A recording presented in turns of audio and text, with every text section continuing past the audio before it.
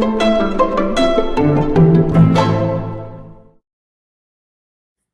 BookTube! Welcome back to the Babbling Bee.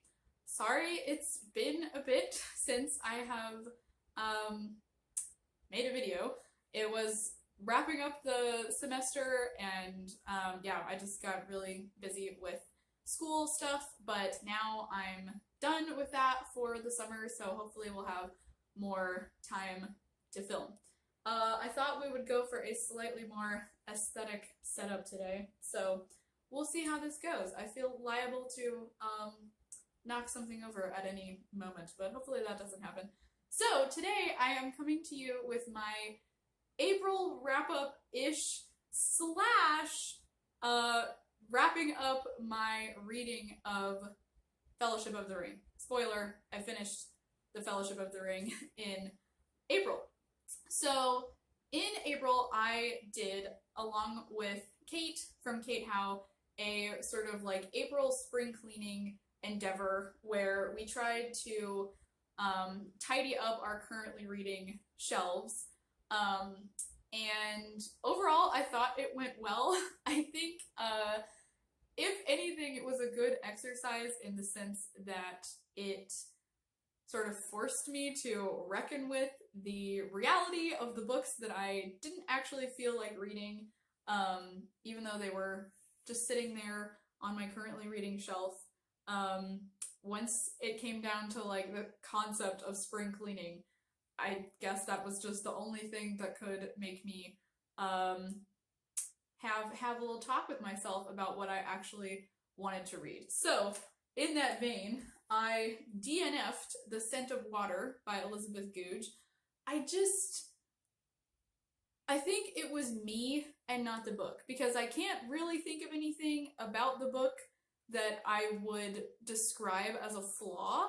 And I remember Kate telling me this about her attempt to read The Scent of Water, that it was just too quiet. It just felt too quiet, so it was kind of hard to get into.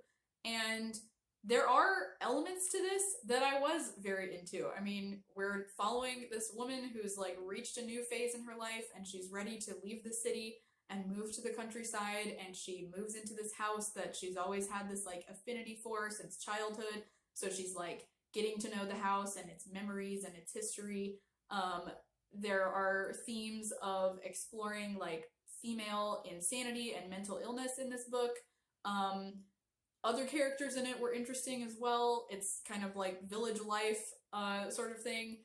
So yeah, it had things going for it that I was into and interested in. It was just so quiet. It's a very, very quiet book, like Kate said. So yeah, I think I just maybe need to try this again, maybe at a different point in my life, but in April it was not happening. So DNF'd that. And then I didn't necessarily, I mean, if I'm being honest, I DNF'd this a long time ago, but I don't really, excuse me, I don't really consider it a DNF because I really want to finish this one. I have no sense of urgency to finish it, like, immediately. What is happening to my voice? Excuse me. I don't know what's going on. I've had plenty of water today. Anyway, so, yeah, this is English Lessons by Andrea Lucado. And this is like Christian nonfiction, spiritual help sort of thing. Andrea is chronicling her time doing her master's degree, I think, in Oxford, and kind of like being from Texas and having a little bit of like culture adjustment, being in England and being surrounded by the secular when you're used to kind of your little like faith community. And yeah, she's like into books and writing and like British romantic comedies just like me, so there's a lot in here that I can like identify with and relate to. I just didn't feel like I urgently had to finish it in April, and so it just went off the currently reading shelf. So like I said, it was a good exercise just in the sense of making me accept what I didn't feel like reading. So DNF'd both of those. Very happily though, in April, I did finally finish This feels like a million years ago, by the way. Like, I feel like I'm talking about someone else's life right now, so this is weird. Does anybody else feel that way about April? Am I the only one? I don't know. Anyway, I also finished Beatrix Potter, A Life in Nature by Linda Lear, which I am just absolutely thrilled about because I had been reading this thing for well over a year, probably going on 2 years. There were a lot of periods with this book where I just put it down and I wasn't reading it, and I think there are a couple of reasons for that. One being that this is another one of those sort of quiet reads. It's not like a thriller, it's not a page turner. And I mean, for me, it wasn't a page turner. I did find a lot of it to be quite dense. It does something that I don't really love in biographies where there's just a ton of name dropping of sort of peripheral characters or figures in the subject's life. So Linda Lear just kind of goes off on little like paragraph tangents on almost every page of like, Beatrix once shook the hand of so-and-so at this museum, and he was from this family who came from this part of the world, and they were, did this kind of business, and blah, blah, blah. And that just, like, I understand the significance of that, and maybe even the necessity of that, but just for me personally, it kind of, like, took me out of the story every time, and I found it difficult to, like, try and keep track of all those people, even though at the same time I felt like I didn't need to keep track of all of them because, like, there wasn't going to be a quiz at the end that was like, who did Beatrix Potter shake hands with at that museum that one time? So, I think overall, those little, like, peripheral character sketches of the people that Beatrix encountered, probably overall they help you get a better sense of who she was as a person and the kind of life that she lived. And in that vein, I do think that overall, this biography felt incredibly thorough and well-researched and fleshed out, and I absolutely loved the way that it moved through the phases of Beatrix's life, but also the phases of her personality or her soul in a way. Like, she encompassed so many passions and interests and accomplishments and phases of activity, and I particularly relished the phase towards the end of this book and of her life where she kind of left her Beatrix Potter authoress persona behind and moved into this phase of sheep farming and like living in the countryside and tending to the land and engaging with her community. And I loved all of that. And yeah, so very cottagecore, very cozy. And by the time I got to the end, even though I was challenged by this book, I kind of went through like a little mini mourning period at the end of it because I feel like Beatrix is an old friend now, and like I have spent so much time with her. So yeah, I think this was a really valuable read, and I was very happy and relieved to finally be done with it in April.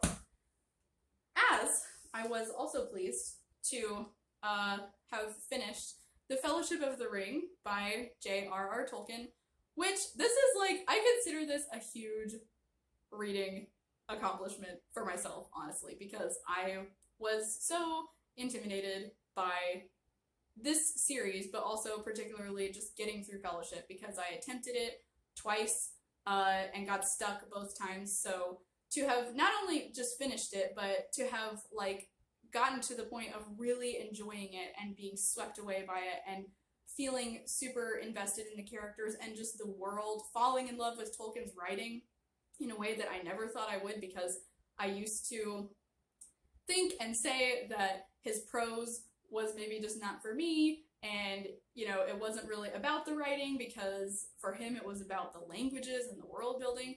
But actually I think that that was pretty unfair of me to say, because the more that I read this book, the more I found the writing and the dialogue to be beautiful and poetic, reminiscent of Beowulf, which is very beautiful, sometimes almost biblical, just in the way that like he paints this beautiful, vivid epic world. And yeah, I was really into it. And so I guess now moving into like the wrap up of finishing Fellowship. So things that I appreciated in the latter half of this book.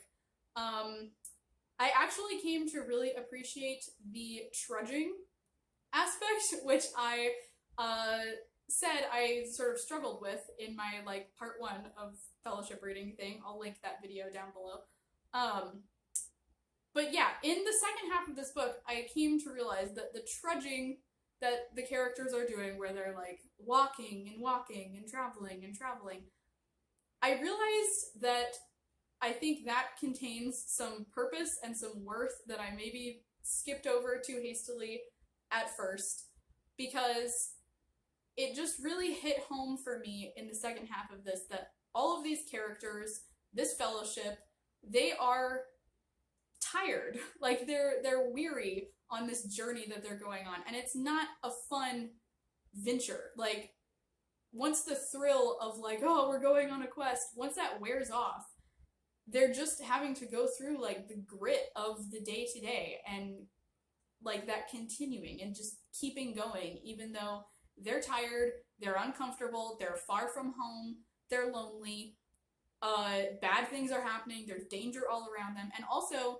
they don't really feel that confident that they're going to succeed. Like it's mentioned again and again that like the characters are thinking collectively and individually like this might not work, and indeed there's a huge probability that it won't work and that we will fail, but they keep going anyway, and they like rely on each other, the friendships that they formed, bonds that they formed between one another, and their beliefs, like their belief that what they're doing is good and necessary. So yeah, I think I found new value in the trudging in the second half of this, which was really great. And also now, my other like main thought at this point is just that I love Lothlorien so much, and the passages where they were in Lothlorien in this were like some of my favorite in the entire book. They were gorgeous. It felt like